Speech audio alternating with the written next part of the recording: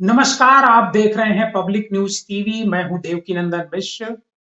आज इस प्रोग्राम में हम आपसे चर्चा करेंगे 2024 के चुनाव में किस तरीके से भारतीय जनता पार्टी अपनी रणनीति बना रही है और हिंदुत्व के मुद्दे को किस तरीके से भारतीय जनता पार्टी भुनाने की कोशिश करेगी, राम मंदिर के मुद्दे को किस तरीके से भुनाने की कोशिश करेगी और जो देश के साधु संत हैं उनको किस तरीके से भुनाने की कोशिश करेगी। उनके जरिए 2024 में जो वोट बटोरने की कोशिश भारतीय जनता पार्टी करेगी, मैं आज उस पर आपको एक एक करके पूरी कहानी बताऊंगा।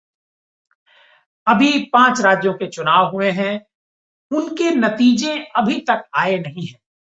3 दिसंबर को 4 राज्यों के नतीजे आएंगे। मिजोरम में जो मतों की गिनती है वो 4 दिसंबर को होगी। लेकिन भारतीय जनता पार्टी का जो आरएसएस है उसने राम मंदिर को भुनाने की 2024 के चुनाव में पूरी तैयारी कर ली है। आप सबको पता है कि 22 जनवरी 2024 को प्रधानमंत्री नरेंद्र मोदी अयोध्या में जो भगवान श्री राम का भव्य मंदिर बन रहा है सुप्रीम कोर्ट के आदेश पर, उसमें प्राण प्रतिष्ठा करेंगे। और जब ये निमंत्रण प्रधानमंत्री को दिया गया, उससे ठीक 24 घंटे पहले जो समिति है, राम मंदिर निर्माण ट्रस्ट समिति, उस समिति के जो ट्रस्ट है, उस ट्रस्ट के जो सेक्रेटरी हैं चंपत राय जी, उनका एक स्टेटमेंट आया था कि 24 तारीख से 2-4 दिन पहले और 1-2 दिन बाद तक जो वीआईपीज हैं देश भर के, वे अयोध्या का प्लान न करें। मतलब अयोध्या में वीआईपी की बजाय, आम पब्लिक की बजाय जो प्राण प्रतिष्ठा समारोह हो गया भगवान राम का, जो राम मंदिर में जब भगवान राम विराजेंगे, उस प्रोग्राम में 6,000 लोगों के आने की संभावना है। ऐसा जो ट्रस्ट है उसने 6,000 लोगों के बैठने का वहां इंतजाम किया है। और इनमें से जो 4,000 लोग होंगे वो आम लोग नहीं होंगे, बल्कि देश भर के साधु संत होंगे। 4,000 साधु संतों को इसका बाकायदे इनविटेशन भेजा जा रहा है। और इनविटेशन जो भेजने की जो प्रक्रिया है वो भी एक तरीके से शामिल, मतलब शुरू हो गई है। श्री राम जन्मभूमि तीर्थ ट्रस्ट की तरफ से इन संतों को विशेष आमंत्रण भेजा जा रहा है। और ये जो निमंत्रण है ये डाक के द्वारा पहुंचने भी शुरू हो गए हैं। अयोध्या में कई संतों के पास इस तरह का जो पत्र है, इस तरह का जो आमंत्रण पत्र है वो पहुंचा है। और इसमें जो धार्मिक गुरु हैं, जो साधु संत हैं, जो अलग अलग संप्रदाय से आते हैं, उन सारे संप्रदायों के लोगों को बुलाया गया है। और जो कार्ड भेजा गया है उसका मजमून हम आपको पढ़ के बताएंगे कि उसमें लिखा हुआ है कि आपको विदित है कि लंबे संघर्ष के बाद श्री राम जन्मभूमि पर मंदिर निर्माण कार्य प्रगति पर है। पौष शुक्ल द्वादशी विक्रम संवत 2080 सोमवार 22 जनवरी 2024 गर्भगृह में राम लला के नूतन विग्रह की प्राण प्रतिष्ठा की जाएगी। हमारी प्रबल इच्छा है कि आप इस पुनीत अवसर पर अयोध्या में रहकर प्राण प्रतिष्ठा के साक्षी बने और महान ऐतिहासिक दिन की गरिमा को बढ़ाएं। पत्र में कुछ सावधानियां भी लिखी गई हैं। उसमें से एक सावधानी ये है कि 22 तारीख को कार्यक्रम है, लेकिन जो गेस्ट हैं, जो अतिथि हैं, उनसे 21 जनवरी से पहले ही अयोध्या पधारने का आग्रह किया गया है। और कहा, उस पत्र में लिखा गया है कि जितना जल्दी, मतलब 21 जनवरी से पहले जितना जल्दी आप आ जाएंगे, उतना ही आपको सुविधा होगी। विलंब से आने पर परेशानियों का सामना कर सकता है। और इसी तरह से जब इन अतिथियों की, साधु संतों की जब वापसी होगी, तो कहा गया है कि आप 23 जनवरी के बाद आप अपनी वापसी का प्रोग्राम बनाएं।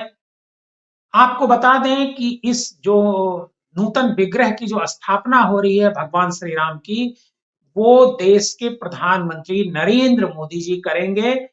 अभिजीत मुहूर्त मृगशिरा नक्षत्र में दोपहर 12 बजे 22 जनवरी 2024 को करेंगे।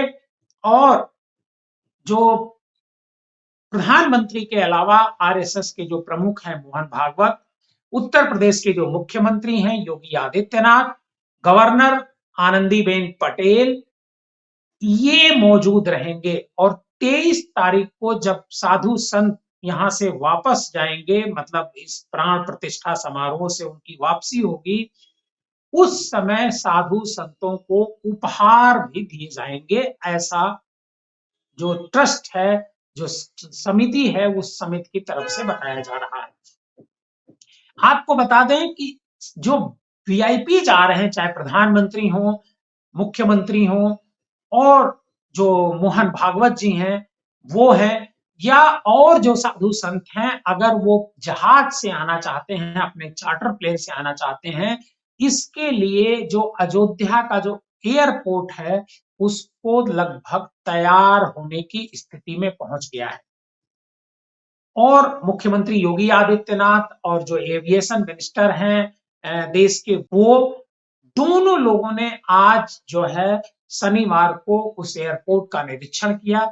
और एयरपोर्ट के निरीक्षण के बाद जो सचिन पायलट जो एविएशन मिनिस्टर हैं, उन्होंने कहा कि ये 22 जनवरी से पहले ही पूरा कर लिया जाएगा। उनका तो कहना था कि 1 महीने के भीतर ही इस एयरपोर्ट पर जो जहाज हैं, वो बड़े जहाज हैं, वो उतरने शुरू हो जाएंगे। और जो एयरपोर्ट का जो पहला फेज है, उसमें 2200 मीटर लंबा व 45 मीटर जो चौड़ा एक जो रनवे बनाया जा रहा है, जिस पर बड़े जहाज उतर सकते हैं, उसका लगभग काम पूरा हो चुका है। और इस रनवे को और फर्दर आगे चल करके 3750 मीटर लंबा किए जाने की योजना भी है। और जो इसके लिए जमीन, जो एक्स्ट्रा जमीन की आवश्यकता थी, वो जमीन भी अधिग्रहित कर ली गई है, जो 200 बीघे से ज्यादा की जमीन है।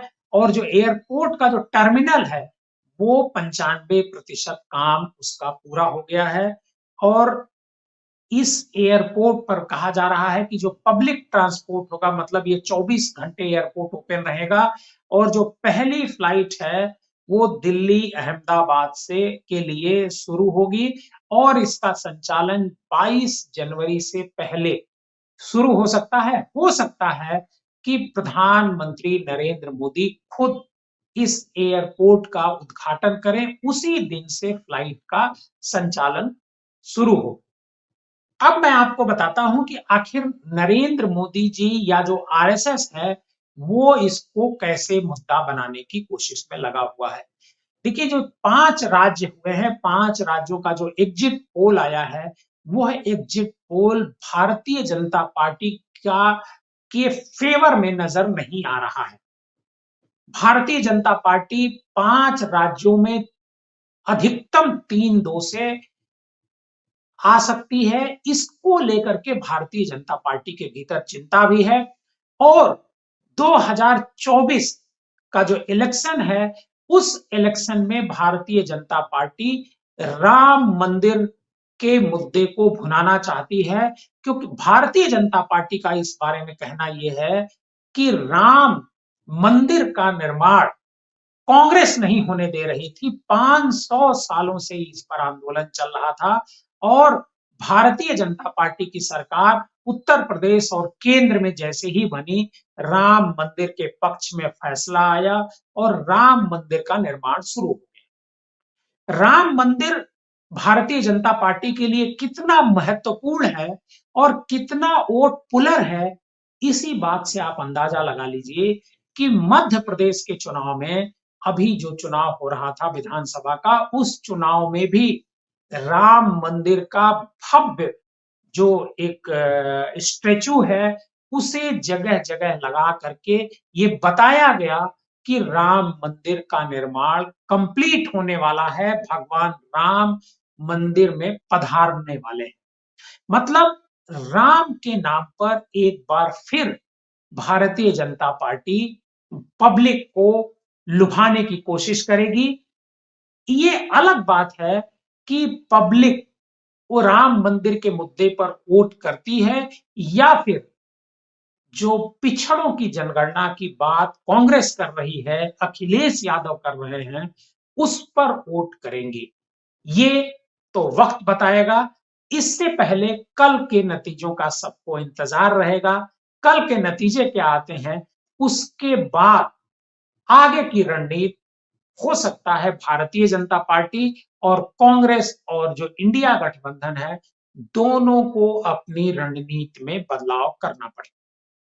आज के इस प्रोग्राम में बस इतना ही। आप अपना ख्याल रखें। बहुत बहुत धन्यवाद।